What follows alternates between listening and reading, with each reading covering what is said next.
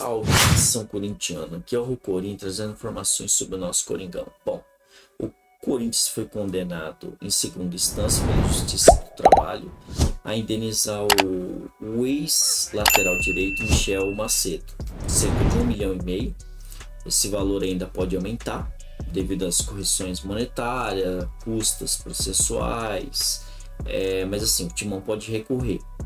E é devido, querendo ou não, a verbas indenizatórias, férias, 13º, FGTS, multas rescisórias. Então, tipo assim, é praticamente quase as mesmas coisas de ex-jogadores, onde o Corinthians sempre é processado. Coisa impressionante.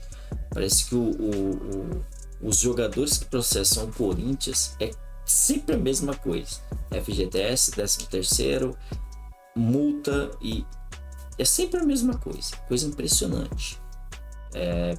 Parece que já vem no currículo do atleta. E enfim, isso é ridículo essa diretoria, para não falar outra coisa. Ou seja, é mais um processo, e aí é onde esse 1,5 vai ser 3, 4 e por aí vai, né? Porque a gente já sabe aonde vai dar, mas fazer o quê? Falar sobre o Biro. Bom, o Biro, ele recebe sondagens, né? Querendo ou não, devido a ele ir bastante na seleção brasileira, nas categorias de base. Ele joga muito bem, ele tem 19 anos, querendo ou não, o contrato dele no Corinthians é até 2027, então assim, ele vem sendo bem avaliado por clubes do exterior. O Timão ainda não recebeu oferta, mas está para receber perto, porque tem muito clube já até com staff querendo conversas com ele. Então o Timão assim detém 80% do atleta, dos direitos econômicos, né? E a multa rescisória para o exterior é de 50 milhões de euros, que dá uns 264 milhões de reais. No Corinthians ele fez poucos jogos, né? Fez 7 jogos, 4 como titular. Ele teve 1 vitória, 3 empates e 3 derrotas. Tipo, o currículo dele no Corinthians não é muito bom, né, no profissional. Mas enfim, o garoto joga bola. Ele joga bola.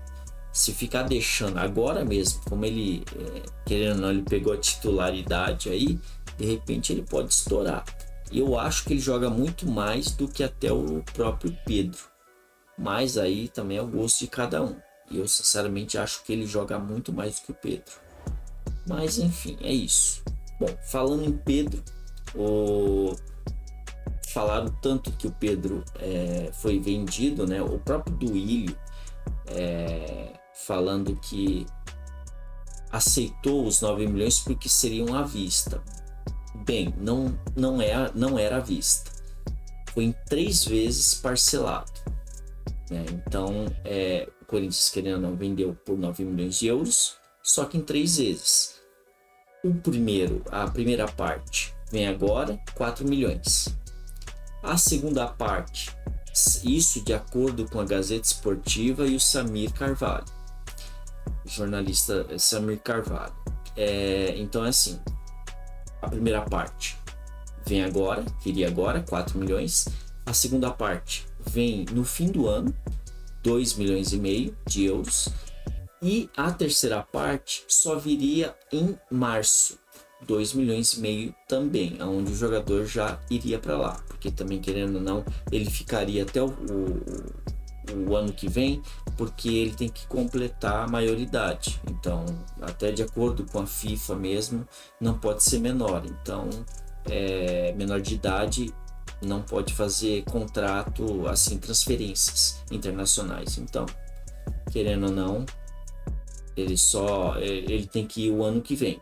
Então ele permanece no Corinthians jogando. Só que assim, essa venda foi ridícula. Foi mais uma venda ridícula, porque a outra ainda foi pior, que demos 5 jogadores por 1, que foi do Yuri Alberto, né?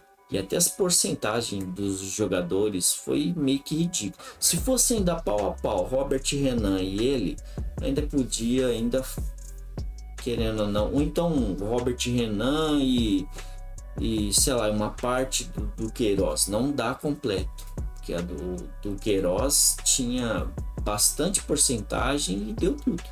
Então, tipo, ridículo. Foi ridículo aqui, né? Então é assim, a gente espera que,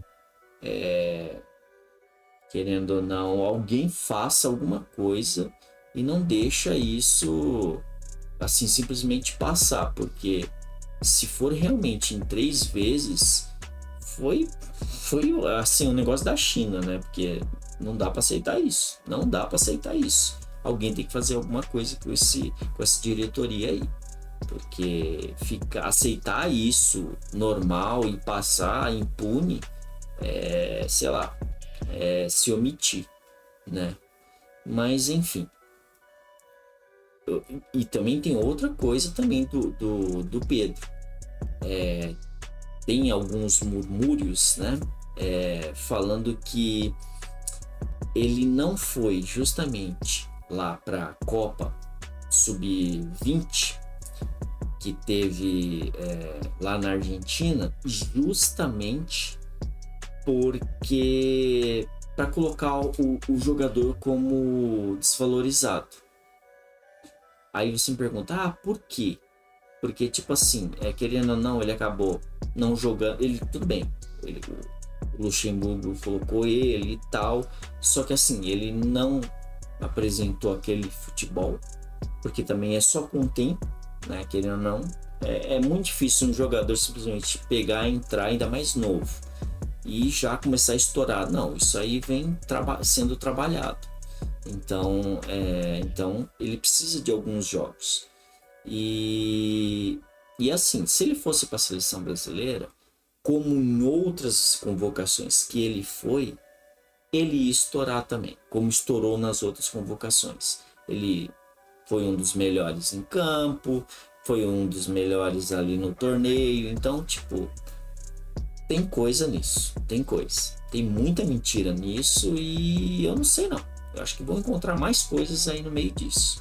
Mas enfim, vamos esperar aí para ver o que dá, né? Bom, Corinthians contra o Liverpool do Uruguai ontem. O jogo foi 3-0 pro Corinthians. Basicamente só a molecada jogou. E assim, os únicos experientes no time eram o Fábio Santos, o Fausto Vera e o Juliano, que o resto era tudo moleque, inclusive até o Carlos Miguel, né? Mas assim, as atuações foram muito boas dos atletas, por ser um time muito, querendo ou não, de jogadores novos. Eles jogaram muito bem, jogaram muito mais até do que o nosso time titular. Eu gostei bastante desse time. O Carlos Miguel, querendo ou não, jogou, fez uma baita de uma partida. Até agora ele não perdeu, não sabe o que é perder no Corinthians. Ele teve, querendo ou não, 6 jogos, 4 vitórias e 2 empates. E ainda agarrou ontem, querendo ou não, pênalti, né? Que foi uma baita de uma defesa. Então, assim, o Corinthians está bem servido de goleiro. Quando o Cássio se aposentar, ele vai ser o cara ali do gol. Até o Rafael Ramos conseguiu jogar bola também, né? Eu só não coloquei ele como experiente porque ele não vem jogando faz décadas, né? Mas enfim, querendo ou não, assim, o time ali deu, querendo ou não, colocou ali uns 4 jogadores experientes para mesclar. E eu pensei até que podia dar ruim, mas não, acabou dando muito bem. E o Matheus Araújo jogou bem. Fazia tempo que ele não jogava, não estava jogando bem. O Juliano, querendo ou não, de volante, ele acabou também jogando bem. Deu ainda alguns passes ali pro Felipe Augusto.